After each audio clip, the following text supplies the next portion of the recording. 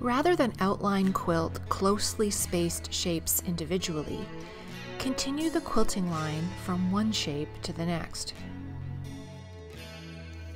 For the red flowers, outline quilt the inner gold circle.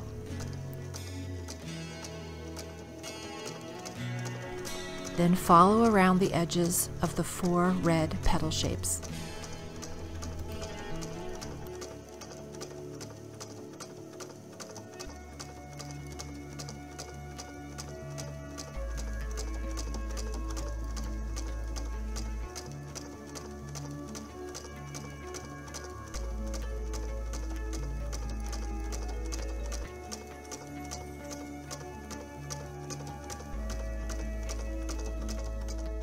I used smoke invisible monofilament thread in a size 7010 Microtex needle and black bottom line polyester thread in the bobbin for outline quilting the red flowers.